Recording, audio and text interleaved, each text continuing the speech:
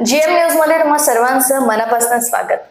हृदयविकार आपण आता बघतो आहे की जसं जसं आपण बिझी होतो आहे किंवा पैशांच्या मागे धावतो आहे तेवढेच आजार सुद्धा आपल्याला ग्रासत आहेत. त्यातल्या त्यात हृदयविकाराचे धोके सुद्धा दिवसेंदिवस वाढत चाललेले आहेत. दम लागणे किंवा मग कधी आपण या सगळ्या गोष्टींवरती व्यायामाचा पण सल्ला घेत असतो. काही डॉक्टर्स आपल्याला व्यायाम करणे हा सल्ला सुद्धा देत असतात. पण वारंवार आपण प्रयत्न करून सुद्धा या हृदयविकाराचे जे धोके आहेत किंवा हृदयविकार हृदयाचं दुखणं आपण थांबवू शकत नाहीये. तर मग त्याचा पर्याय म्हणजे आपण जातो मग कार्डिओलॉजिस्ट कडे आणि त्यांच्याकडे जाऊन आपल्याला तो सल्ला मिळतो की आपण बायपास करायला पाहिजे किंवा मग एंजिओप्लास्टी करून मग नंतर आपल्याला ब्लॉकेजेस निघतात. पण यावरती आणखीन एक पर्याय आणि सुंदर असा पर्याय ते म्हणजे मी आज तुम्हाला आयुर्वेदाचा सांगणार आहे. आयुर्वेदाने आपले हृदयविकार कशा प्रकारे कमी होतात, एंजिओप्लास्टी करण्याची आपल्याला कशा प्रकारे गरज भासणार नाही, बायपास करण्याची आपल्याला का बरं गरज भासणार नाही, या सगळ्या गोष्टींवरती आज आपण चर्चा करणार आहोत. दर्शकांनो, मी आज आहे सुश्रुत हॉस्पिटल बुलढाणा येथे. सुंदर असे इलाज सगळ्याच आजारांवरती इथे आयुर्वेदाने होत असतात.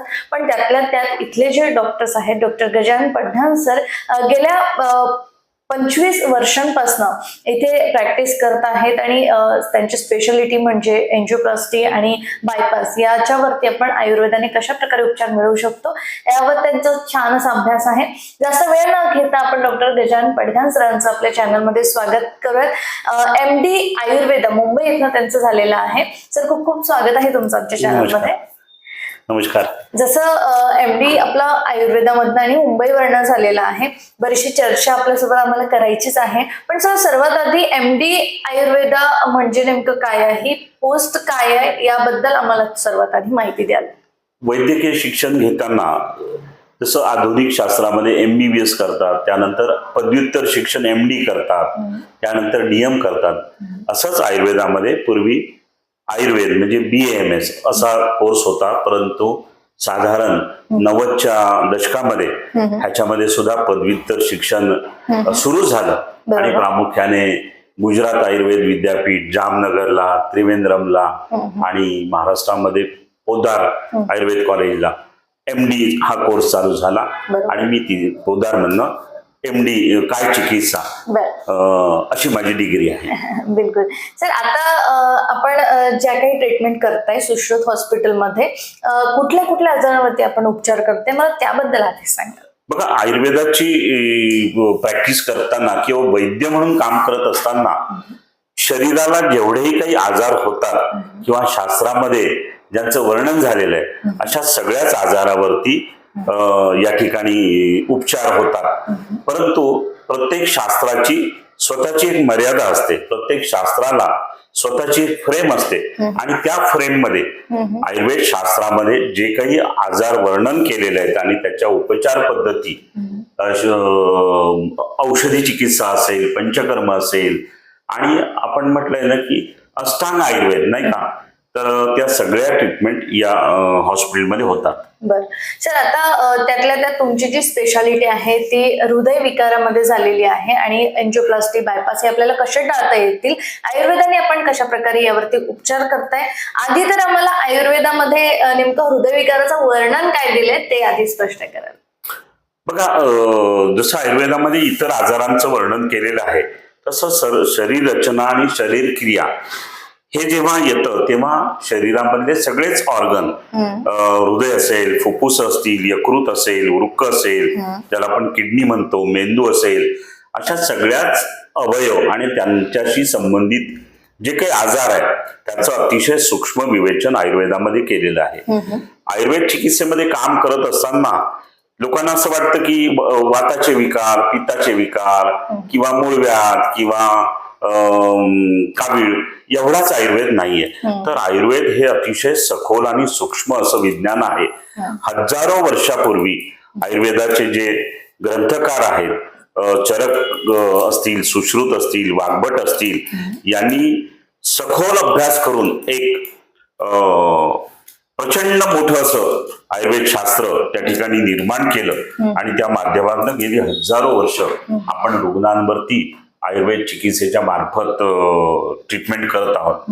आता बघा, ट्रीटमेंट करत असताना हृदय, आता हृदय हा तर खरोखर एक असा अवयव आहे की जो मनाशी आणि शरीराशी जोडलेला आहे.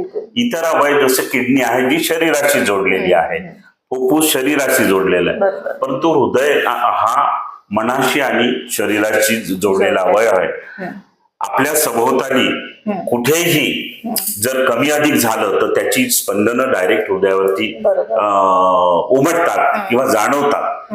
तर अशा या अत्यंत महत्वाच्या ऑर्गनवर किंवा अवयवावरती आयुर्वेदामध्ये सुद्धा खूप चांगली ट्रीटमेंट वर्णन केलेली आहे. गेली 25 वर्ष सुश्रुत हॉस्पिटलमध्ये हृदयाला रक्त पुरवठा करणाऱ्या रक्तवाहिन्या, ज्याला आम्ही कोरोनरी आर्टरी डिसीज म्हणतो, तर ह्या आजारावरती अतिशय चांगल्या प्रकारे या ठिकाणी उपचार होतात. आणि या उपचाराचा फायदा गेली 25 वर्षामध्ये महाराष्ट्रासह महाराष्ट्राला लागून जे काही राज्य आहेत, मध्य प्रदेश, गुजरात, राजस्थान, गोवा, कर्नाटक इत्यादी राज्यातील हजारो रुग्णांनी या चिकित्सेचा फायदा या ठिकाणी घेतलेला आहे.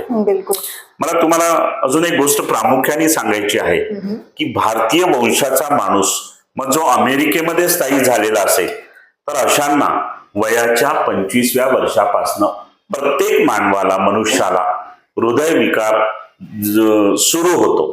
म्हणजे हृदयाच्या रक्तवाहिन्यांमध्ये डिपॉझिशन सुरू होतं आणि कालांतराने जे लोक स्थूल आहेत, ज्यांना मधुमेह आहे, ज्यांना रक्तदाब आहे, जे धूम्रपान करतात, जे तंबाखू खातात, जे सिगारेट पितात, जे मद्यपान करतात, जे वारंवार मांसाहार करतात, ज्यांना खूप ताणतणाव आहेत, जे व्यायाम करत नाही, अशा अनेक कारणांमुळे तो हृदयविकार बळावतो. आणि मग हृदयविकार बळावतो म्हणजे काय होतं की हृदयाला रक्त पुरवठा करणाऱ्या रक्तवाहिन्या अरुंद होतात, त्याच्यामध्ये प्लाग जमा होतो, त्या सर्वसाधारण भाषेमध्ये ब्लॉक होतात. आणि मग अशामुळे रुग्णाला दम लागणे, धाप लागणे, कामाशिवाय थकवा येणे, घबराट होणे, हृदयाचे ठोके वाढणे अशी लक्षणं निर्माण होतात. मग अशा वेळेला हृदयविकार होण्याची भीती बळावते किंवा त्याला हार्ट अटॅक येण्याची भीती बळावते. आणि मग आपण रुग्णांना एक साध्या ECG पासनं तर भयंकर मोठ्या अशा बायपास शस्त्रक्रियेपर्यंत या आजाराचा प्रवास असतो. मग त्यात ECG असते, TMT असते, इको असते, अँजिओग्राफी असते, अँजिओप्लास्टी असते, व बायपास सर्जरी असते. तर हा एवढा जीवघेणा आजार आणि त्या आजाराचा प्रवास. तर हा आजार होऊ नये म्हणून काय काळजी घ्यावी, आणि हा आजार नुकताच सुरू झाला असेल किंवा झाला असेल तर या आजाराला ॲलोपॅथी सोडून आयुर्वेदामध्ये किंवा वेगळ्या शास्त्रामध्ये काही निदानाच्या किंवा उपचाराच्या पद्धती आहेत का, तर होय, निश्चित आहेत. सुश्रुत हॉस्पिटलमध्ये सुद्धा साधारण 2004 पासून अशाच वेदना रहित निदान आणि वेदना रहित उपचार पद्धती या ठिकाणी हृदय विकारांवर केल्या जातात. आणि कुठलीही काय म्हणता येईल त्याला इन्व्हॅजिव्ह प्रोसिजर न करता साधारण छातीला 12 लीड आणि एक डिव्हाइस लावतो आपण, आणि त्यातनं हृदयाला किती रक्त पुरवठा होतो आणि कोणत्या रक्तवाहिन्या किती प्रमाणात रक्त पुरवठा करतात याचा अंदाज आम्हाला येतो. आणि त्यानुसार मग आपण त्यांच्यावरती पुढील उपचार घेतो. हे उपचार साधारण 3 ते 6 महिने सातत्याने घ्यावे लागतात. त्यानंतर 3 वर्ष आपण उपचार पद्धती थांबवून पुढल्या 3 वर्षांनी परत निदान करून उपचार करतो. बिलकुल सर, आता तुम्ही जे सांगितलेलं आहे की वेदना रहित त्याची उपचार पद्धती ही आयुर्वेदामध्ये तुम्ही करता आहात, म्हणजे जे तार ॲलोपॅथीमध्ये टाकतात किंवा मग त्याला थोडी इजा होते, दुखणं येतं, तर तसं काही करावं लागत नाही का आयुर्वेदामध्ये? या उपचार पद्धतीला व्हास्कुलोग्राफी असं म्हणतात. आणि याच्यामध्ये शरीरामध्ये अँजिओग्राफी प्रमाणे कुठलाही डाय पुश केल्या जात नाही किंवा तार टाकल्या जात नाही. तर छातीवरती एक साधारण 12 लीड आपण लावतो ECG प्रमाणे आणि एक डिव्हाइस लावतो, आणि साधारण 25 ते 30 मिनिटांमध्ये ही वेदनारहित निदान आपण त्या ठिकाणी करतो. तर ह्याच्यामध्ये रुग्णांना बेशुद्ध करणे किंवा रुग्णांना इंजेक्शन देणे किंवा शिरेमार्फत कॅथेटर पुश करून डाय पुश करणे अशा कुठल्याही गोष्टी यामध्ये होत नाही. बर सर, मग हे सगळे उपचार पद्धती घेतल्यानंतर रुग्णाला कितपत फायदा होतो त्याही बद्दल थोडंसं सांग. बघा, फिलिंग ऑफ वेलबिंग असं म्हटलं जातं की डोकं दुखल्यावरती आम्ही वरतून बाम लावतो. आता तो बाम कुठे जातो हे मला आजपर्यंत कळलेलं नाही. की वरती एक कवटी असते आणि ती काय हातोड्याने फोडावी लागते, छन्नी हातोड्याने. तर आतली डोकेदुखी या वरतून लावलेल्या बामनी कशी बरी होते. किंवा एक चांगलं उदाहरण की आम्हाला ताप आला असेल आणि आम्ही क्रोसिनची गोळी घेतो, तर कालांतराने आमचा ताप कमी होतो, आम्हाला बरं वाटतं. तर मी आता सांगितलं की दम लागणे, धाप लागणे, कारणाशिवाय थकवा येणे, नाही का, ही जी काही प्रमुख लक्षणं आहे, तर आम्ही औषधोपचार पद्धती घेतो की पूर्वी रुग्णाला 100 पावलं सुद्धा चालता येत नाही, त्याला दम लागते, धाप लागते, छाती दुखते, छाती भरून येते, नाही का. तर ही लक्षणं जवळपास 3 महिन्यामध्ये नाहीशी होतात आणि रुग्णांना जे दडपण जाणवायचं किंवा भारीपण जाणवायचं तर ते दूर होतं. आपण पूर्वी एक हार्ट स्कॅन करतो की हृदयाच्या रक्तवाहिन्यांमधनं किती रक्तपुरवठा होत आहे आणि नंतर 3 महिन्यांनी किंवा 6 महिन्यानंतर दुसरं स्कॅन करतो. किंवा रुग्णांनी पूर्वी अँजिओग्राफी केली असेल तर आपण 6 महिन्यांनी त्याला परत अँजिओग्राफी करायला सांगतो आणि त्याला किती फरक पडला ते आपल्या त्या रिपोर्टवरनं कळतं. बिलकुल सर, आता की ब्लॉकेजेस पुन्हा वाढलेले आहेत तेही त्या माध्यमातून कळत असेल. यानंतरचा प्रश्न माझा हा आहे की 30 वर्षांच्या वरील व्यक्तीने ही तपासणी करून घेणं गरजेचं आहे असं म्हटलेलं आहे. बुलढाण्यामध्ये सुद्धा हृदयविकाराचे जे रुग्ण आहेत ते खरंच खूप झपाट्याने वाढलेले आहेत का, काय वाटतं अभ्यासावरनं? बघा, आता काय झालंय की आपण एक प्रचलित डायलॉग झाला की बदललेली जीवनशैली, नाही का. आता जीवनाला गती आली, स्पीड आला, स्पर्धात्मक युग आहे आणि सगळे अगदी काय म्हणता येईल त्याला, नर्सरी पासनं ज्युनियर केजी पासनं सगळे तणावामध्ये आहेत. मुलं आहेत, त्यांची आई आहे, त्यांचे वडील आहेत, युवक आहेत, स्पर्धा परीक्षेची तयारी करणारी युवक आहेत, प्लेसमेंट ज्यांची झाली नाही ते युवक आहेत, नोकरी करणारे युवक आहेत, सगळेच तणावामध्ये आहे. आणि मी अगोदर सांगितलं की कोरोनरी आर्टरी डिसीज हा भारतीय वंशाच्या लोकांना वयाच्या साधारण 25व्या वर्षापासून चालू होतो.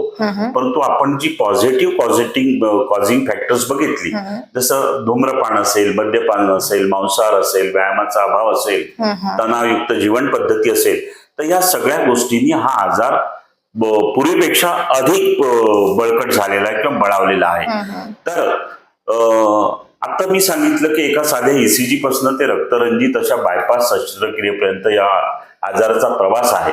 तर असं काही निदानाचं साधन आहे का किंवा अशी काही उपचार पद्धती आहे का?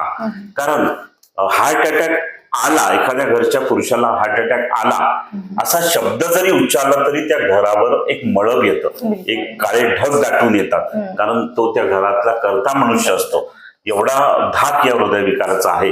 आणि जर असं काही उपकरण आलं किंवा अशी काही सहज पद्धती आली की डॉक्टर मी उद्या येऊ का, जरा मला माझ्या हृदयाचं निदान करून घेता का, की माझ्या हृदयाला रक्तपुरवठा सुरळीत होतोय की नाहीये आणि मला भविष्यामध्ये हा आजार होणार आहे की नाहीये, आणि होणार असेल तर साधारण किती वर्ष लागतील, किती महिने लागतील, आणि मग मला तो टाळायचा असेल तर मी आताही प्रोफॅलेक्सिस म्हणून असं काही औषध घेऊ शकतो का, किंवा माझ्या जीवन पद्धतीमध्ये मी काही बदल करू शकतो का, असं जर कळलं तर मला असं वाटतं की हृदयविकार हे टाळता येतील. आज भारतामध्ये आपण पाहतो, रोज वृत्तपत्र उघडलं किंवा आजूबाजूला की हा हृदयविकाराने गेला, तो हृदयविकाराने गेला, तर माणसाची किंमत ही खूप अधिक आहे. आणि एवढ्या प्रगत देशामध्ये रोज हृदयविकाराने मरण्याची संख्या सुद्धा कमी नाहीये. तर हृदयविकाराने मृत्यू कमी व्हावेत आणि समाजामध्ये एक जागरूकता आहे, या दृष्टिकोनातनं हे काम अति महत्वाचं आहे. बिलकुल, जसं आमच्या माहितीनुसार इथे अल्प दरामध्ये सुद्धा ही सगळी उपचार पद्धती केली जाते. तर जसं बायपासला 2-3 लाख रुपये ज्या रुग्णाला लागतात, तर ही उपचार पद्धती अगदी कमी खर्चांमध्ये होत असते. शेतकरी, मजूर जे लोक आहेत त्यांना ही परवडणारी उपचार पद्धती आहे, याबद्दल काय सांगा? नक्कीच. ह्या उपचार पद्धतीला तपासणीला साधारण 3 ते 3,500 रुपये एवढा खर्च येतो. बरं. आणि संपूर्ण ट्रीटमेंटला साधारण 20 ते 22,000 म्हणजे पूर्ण ट्रीटमेंट या हृदय विकाराची निदान आणि ट्रीटमेंट जर ठरली तर साधारण 25 ते 30,000 रुपयामध्ये ही संपूर्ण ट्रीटमेंट होतं. आणि त्याच्या सोबतच मग पुढे त्या रुग्णांनी काय खायचं, काय प्यायचं, त्याचा आहार कसा असावा, विहार कसा असावा, काय त्याला पथ्य आहेत, काय अपथ्य आहे, याही गोष्टीचं मार्गदर्शन या ठिकाणी होतं. बिलकुल सर. आता बरेचसे दर्शक बघत आहेत आणि बरेचशा दर्शकांचा असाही गैरसमज आहेत की आयुर्वेदाने रिझल्ट यायला थोडा वेळ लागतो. जसं आपण सुद्धा सांगितलेले की 3 महिने हा कालावधी आणि ती प्रोसिजर करायला तेवढा वेळ लागतो. इमर्जन्सी मध्ये आयुर्वेदा काम करतं का, आणि करत असेल तर ते कसं काय सांगा? अगदी छान प्रश्न आहे की आयुर्वेद हे स्लो सायन्स आहे आणि त्या मानाने आमचं जे आधुनिक सायन्स आहे ज्याला आम्ही ॲलोपॅथी म्हणतो, तर हे फास्ट सायन्स आहे. ॲलोपॅथीमध्ये जी अत्यायिक चिकित्सा आहे किंवा इमर्जन्सी चिकित्सा आहे ती आयुर्वेदामध्ये निश्चितच नाहीये.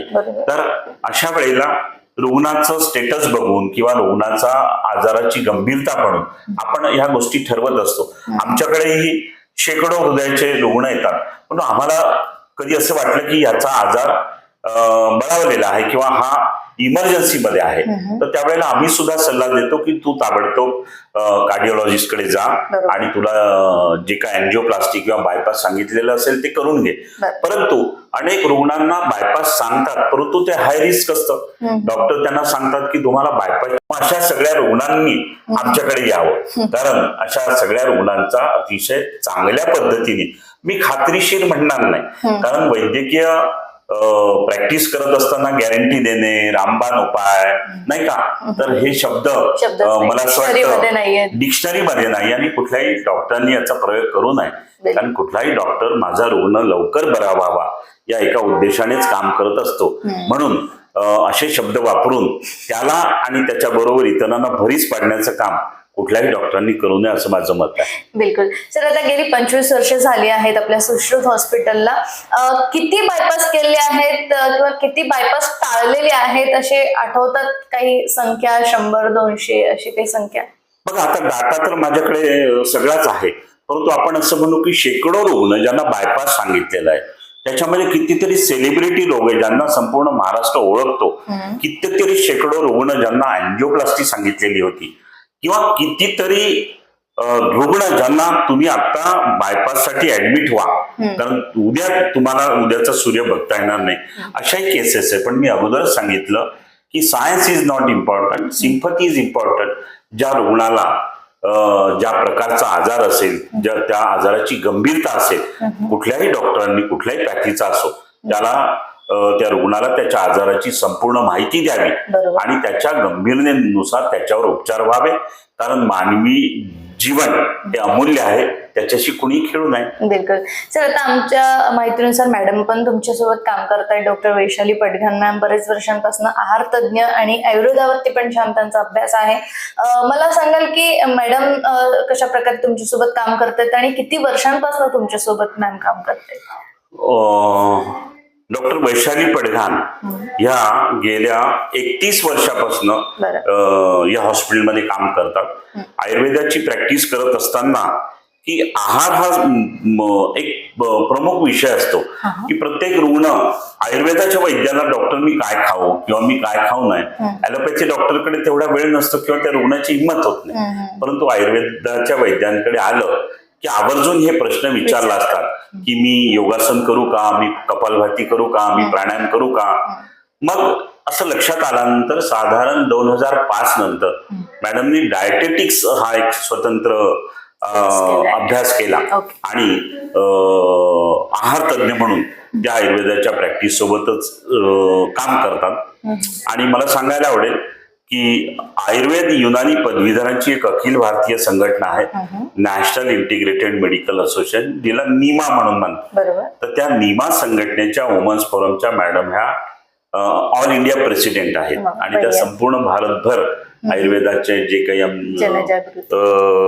पदवीधर आहेत त्यांच्या न्याय हक्कासाठी लढण्याचं काम त्या करतात. बिलकुल.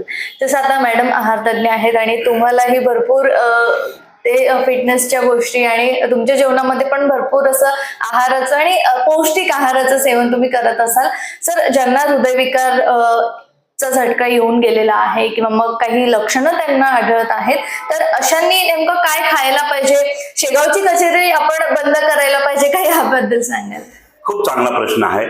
मला तर असं वाटतं की प्रत्येक भारतीय ज्याचं वय 40 वर्षापेक्षा अधिक आहे त्या सगळ्यांनी सगळ्यात पहिले कार्बोहायड्रेट, सिंपल कार्बोहायड्रेट्स, साखर बंद केली पाहिजेत, बरं. गूळ बंद केला पाहिजेत, साखरेचे पदार्थ बंद केले पाहिजेत, ओके. तेलाचं प्रमाण कमी केलं पाहिजे. साधारण 20 मिली तेल प्रति व्यक्ती प्रतिदिन, म्हणजे महिन्याला 600 मिली तेल. मिठाचं प्रमाण कमी केलं पाहिजे. बरं. खारट पदार्थ जसे लोणचं, पापड हे आहारामध्ये कमीत कमी वापरले पाहिजेत. आणि काय म्हणता येईल त्याला, भात, खिचडी, मैदा, बटाटा, साबुदाणा, रताळी, बेकरीचे पदार्थ या गोष्टी शक्यतो टाळल्या पाहिजेत आणि नियमित व्यायाम केला पाहिजे. बिलकुल सर, आपण चर्चेला तर थोडंसं वेगळं वळण देऊयात. आहाराबद्दल सुद्धा आपल्याला सरांनी खूप छान असं मार्गदर्शन केलेलं आहे आणि हृदयविकारा संदर्भात सुद्धा खूप काही सरांनी सांगितलंय. तरी काही प्रश्न असतील तर तुम्ही कमेंट बॉक्समध्ये जाऊन टाईप करू शकता. सर, यानंतर हा एक प्रश्न की सुश्रुत हॉस्पिटलची ही गोड अशी सुरुवात कशी झाली, कुठून झाली, त्याही बद्दल मला जाणून घेण्यामध्ये उत्सुकता आहे. बघा, साधारण 93-94 मध्ये माझं MD कंप्लीट झालं. बरं. मी महाराष्ट्रातला अतिशय प्रख्यात किंवा फेमस असं पोद्दार आयुर्वेद महाविद्यालय मुंबईला, वरळीला, ओके. तर तिथनं आम्ही दोघांनी शिक्षण पूर्ण केलं. छान. आणि शहरामध्ये आयुर्वेद पूर्वीपासूनच आहे, बरोबर. मुंबई, ठाणे, पुणे, नाशिक, नाही का. परंतु ग्रामीण भागामध्ये आयुर्वेद तेवढा प्रचलित नव्हता किंवा तेवढा अवेअरनेस नव्हता. तर आम्हाला असं वाटलं की आपण ज्या भूमीत आलो, जिथे आपण जन्म घेतलाय, ज्या समाजात आलो आणि तिथे सुद्धा आयुर्वेदाचं काम व्हावं, आयुर्वेदाचा प्रचार प्रसार व्हावा, या एकमेव उद्देशाने आम्ही या बुलढाण्यामध्ये आलो. आणि बुलढाणा हे तसं थंड हवेचं ठिकाण आहे. इंग्रजांनी याला जिल्ह्याचं ठिकाण ठरवलं होतं आणि रिटायर्ड लोकांचं शहर अशी याची एक वेगळी ओळख होती. आणि महाराष्ट्रामध्ये इतर विभागाच्या तुलनेमध्ये बुलढाण्याचं हवामान थंड आहे आणि इथे फार पूर्वी क्षयरोग रुग्णालय होतं इंग्रजांच्या काळापासून. तर अजंठा, लोणार, शेगाव याच्यामध्ये असलेलं हे बुलढाणा आम्हाला असं वाटलं प्रॅक्टिससाठी योग्य आहे, म्हणून या ठिकाणी सुश्रुत हॉस्पिटलची निर्मिती करण्याचं ठरलं आणि आम्ही इथे आलो. बिलकुल सर, आता कोरोना होऊन गेलेला आहे आणि या कोरोनामध्ये आपण कशा प्रकारे सेवा दिलेली आहे? आयुर्वेदाने आपण हे काही कोरोनाचे पेशंट्स बरे केले होते? बघा, कोरोना हा आजही वादाचा विषय आहे, कारण जगामध्ये कोरोना हा पहिल्यांदाच आला. बरोबर. आम्हा सगळ्यांना तो पहिल्यांदाच भेटला आणि त्याचं रूप कसं होतं, त्याचं प्रेझेंटेशन कसं होतं, त्याची लक्षणं काय आहेत, त्याचं पूर्वरूप काय आहे, तो कशामुळे होतो, हे तर मला असं वाटतं पहिल्या लाट संपेपर्यंत कुणाला कळलं नाही. आणि मग ज्याला ज्याला जसं समजलं, ॲलोपॅथीवाल्यांना तो व्हायरल आहे, मग त्याला रेमडेसिवीर सारखी औषधं आहेत. आयुर्वेदामध्ये आपण ऐकलं असेल बऱ्याच ठिकाणी काढे दिल्या गेले, होमिओपॅथीमध्ये सुद्धा अनेक चांगल्या औषधी दिल्या गेल्या. तर मला असं वाटतं तो एक व्हायरल आजार होता आणि त्या काळामध्ये ज्याला जसं सुचलं, ज्याला जमलं, मी खात्रीशीर सांगतो की कोरोना मध्ये कुणालाही तो आजार नवीन असल्यामुळे त्याचा पूर्ण कल्पना नव्हती, परंतु लाक्षणिक उपचार मात्र सगळ्यांनी त्याच्यावरती योग्य प्रकारे केले. बिलकुल सर, आता यानंतरचा प्रश्न ते म्हणजे 2011 साली आपण लेक माझी लाडकी अभियान हे चालवलं होतं. भरपूर मोठ्या संख्येने त्याबद्दल सुद्धा जनजागृती आपण केलेली होती. तर तो एक किस्सा मला सांगा ना, तो अनुभव नेमका कसा होता किंवा त्याच्यातल्या काही आठवणी प्लीज आम्हाला शेअर करा.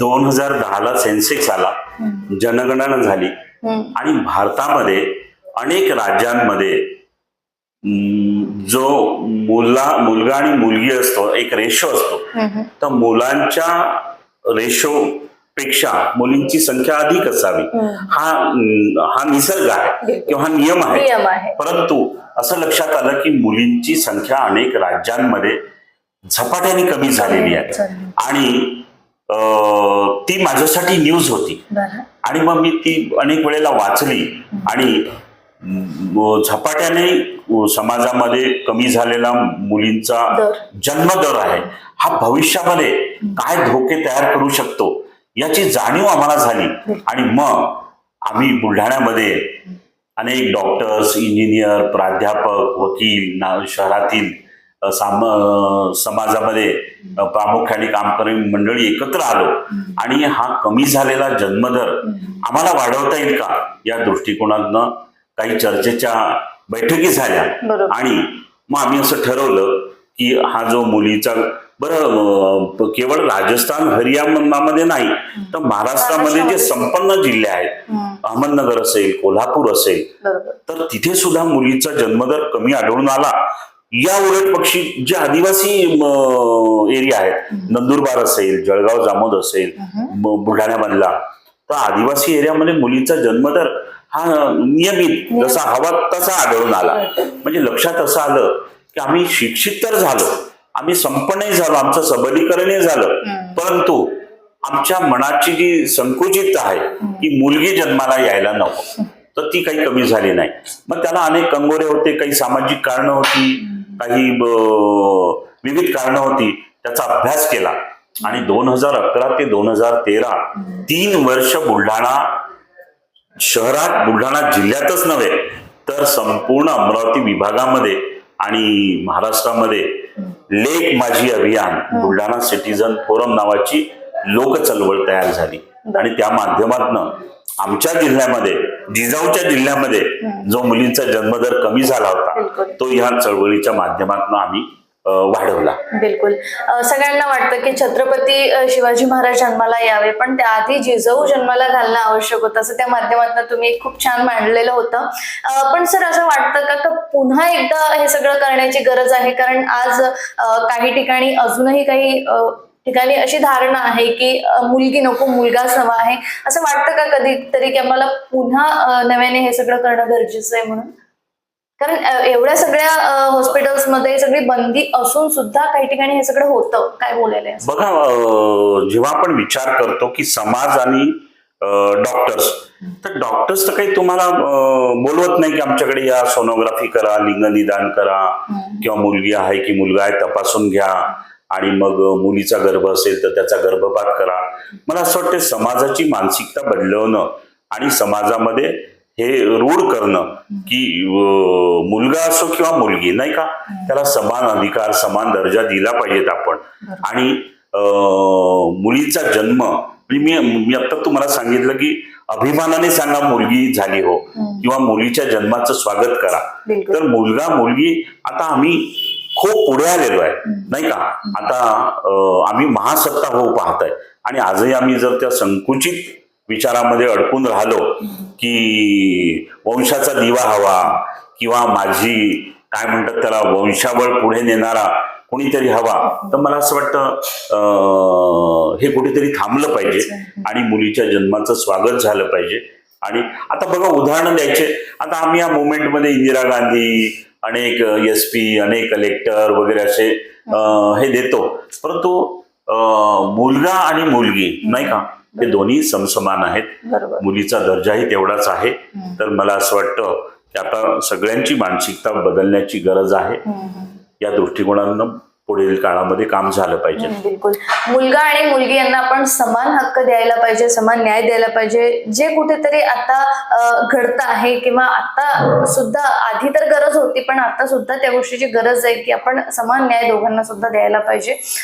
सर, यानंतर एक प्रश्न तो म्हणजे तुम्ही जेव्हा सुरुवातीला इथे प्रॅक्टिस केली बुलढाणामध्ये तेव्हा शिबिर कोणती घेतलेली होती आणि कुठे कुठे आपण शिबिरे घेतली होती आणि समाजासाठी आपण आणखीन कशा प्रकारे धावत गेला होता? बघा, मी साधारण जून 1995 या बुलढाणा शहरामध्ये आलो आणि पहिला आयुर्वेद डॉक्टर म्हणून या ठिकाणी मी आयुर्वेदाच्या प्रॅक्टिसला सुरुवात केली. तेव्हा ते अनेक लोकांसाठी कुतूहलही होतं की आता हे आयुर्वेदाच्या माझ्या त्या बोर्डवर बऱ्याचशा गोष्टी पंचकर्म, नस्य, बस्ती वगैरे असं लिहिलेलं असायचं. तर लोकांना कुतूहल होतं. तर मी नेहमीच म्हणत आलोय की आयुर्वेद ही भारतीय चिकित्सा प्रणाली, प्राचीन भारतीय चिकित्सा प्रणाली आहे. जपानला स्वतःचं काय म्हणतात त्याला औषधी शास्त्र आहे, चायनामध्ये स्वतःचं औषधी शास्त्र आहे. असंच भारताला सुद्धा हे लाभलेलं अत्यंत प्राचीन असं आयुर्वेद आणि योगशास्त्र आहे. तर त्याचा प्रचार प्रसार व्हावा आणि भारतीयांना आपली मूळ चिकित्सा पद्धती माहिती व्हावी यासाठी केवळ एक दवाखाना उघडून रुग्णांची वाट न पाहता आम्ही शेकडो शिबिरं घेतली. मला असं वाटतं 150 ते 250 शिबिरं असतील. त्यामध्ये आरोग्य शिबिर असतील, आरोग्य निदान शिबिर असतील, बाल संस्कार शिबिर असतील, युवा जागरण शिबिर असेल, युवा शक्ती शिबिर असेल, महिलांसाठी पीसीओडी पीसीओचे कॅम्प असतील, स्थूलतेचं शिबिर असेल, मधुमेह निवारण शिबिर असेल, मेटाबॉलिक डिसीजचे शिबिर असतील, मूळव्याध भगंदाराचे शिबिर असतील. की आयुर्वेद हा सगळ्यांसाठी आहे, सगळ्या वयोगटासाठी आहे, सगळ्या आजारांसाठी आहे आणि हे समाजामध्ये रूढ व्हावं, प्रचलित व्हावं, त्याची जागरूकता व्हावी म्हणून आम्ही अक्षरशः या जिल्ह्यामधला ग्रामीण आणि शहरी भाग शिबिराच्या माध्यमातून पिंजून काढला. बिलकुल सर. आता जे काही आजार आता रुग्णांना ग्रासत आहेत किंवा हृदयविकार तर आहेच, पण त्याचबरोबर बरेचसे असे आजार आहेत, तर ते सगळ्या आजारांवरती पंचकर्म काम करते आणि ते पंचकर्म आपल्या इथे केलं जातं. बघा, आयुर्वेद, पंचकर्म, योग हा एकच आहे सगळा. म्हणजे आजार झाल्यानंतर आम्ही औषधी जे देतो त्याला आम्ही शमन चिकित्सा म्हणतो. आणि जेव्हा पंचकर्म करतो म्हणजे रक्तमोक्षण असेल, बस्ती असेल, नस्य असेल, वमन असेल, विरजन असेल, तर याला आम्ही शोधन चिकित्सा म्हणतो. तर आजारानुसार, ऋतूनुसार किंवा आमचा जो बेस आहे वात, पित्त, कफ, त्यानुसार आम्ही पंचकर्म चिकित्सा ठरवतो. आणि ज्या ज्या रुग्णांना त्याची गरज असेल, समजा पित्ताचे रुग्ण असतील तर त्याच्यामध्ये रक्तमोक्षण केलं पाहिजे. कफाचे रुग्ण असतील, ज्यांना श्वास असेल, दमा असेल, तर यांचं वसंत ऋतूमध्ये वमन केलं पाहिजे, नाही का, किंवा विरेचन केलं पाहिजे. तर अशा आजारानुसार, वयोमानानुसार, ऋतुमानानुसार पंचकर्म सांगितलेलं आहे. आणि ज्या ज्या रुग्णांना जेव्हा जेव्हा ज्या ज्या आजारामध्ये त्याची गरज आहे तेव्हा निश्चित त्यांना पंचकर्माचा सल्ला दिला जातो आणि या ठिकाणी पंचकर्म केले जातात. गेली 11 वर्ष या ठिकाणी केरळमधली थेरपीच लोक पंचकर्मासाठी होती, परंतु कोरोना नंतर मात्र त्या सगळ्या गोष्टी आम्हाला बंद कराव्या लागल्या. ओके सर, खूप खूप धन्यवाद दिलेल्या सगळ्या सविस्तर माहितीसाठी आणि आमच्या चॅनलला आपला अमूल्य वेळ दिल्याबद्दल आपले खूप खूप आभार. धन्यवाद. तर सरांनी अगदी अमूल्य माहिती आपल्याला आज दिलेली आहे. हृदयविकार असो किंवा आयुर्वेदाने होणारे जवळपास सगळे आजार असो, कशा प्रकारे सुश्रुत हॉस्पिटल इथे उपचार उपलब्ध आहेत आणि जे हृदयविकार आहे आपल्याला कशा प्रकारे एंजिओप्लास्टी टाळता येईल, बायपास टाळता येईल, यावरती खूप सुंदर असे उपचार इथे उपलब्ध आहेत. जर तुम्हाला असे काही आजार किंवा हृदयविकाराचे जर लक्षणं आढळत असतील तर तुम्ही नक्कीच सुश्रुत हॉस्पिटलला भेट द्यावी आणि डॉक्टर गजानन पडघाण सरांना नक्कीच भेटावे. तुमचे सगळे डाऊट्स क्लिअर होतील आणि तुमचे जे काही प्रश्न असतील तुम्ही सुद्धा त्यांना विचारू शकता आणि योग्य तो उपचार इथे येऊन घेऊ शकता. सर, खूप खूप धन्यवाद पुन्हा एकदा. तर पुन्हा भेटूया तशाच काही व्हिडिओसह. तोपर्यंत बघत राहा गजर महाराष्ट्राचा. आणि हो, सुश्रुत हॉस्पिटलचा नंबर आणि ऍड्रेस खाली दिलेला आहे, तरी तुम्ही नक्की इथपर्यंत पोहोचू शकता. Thank you so much.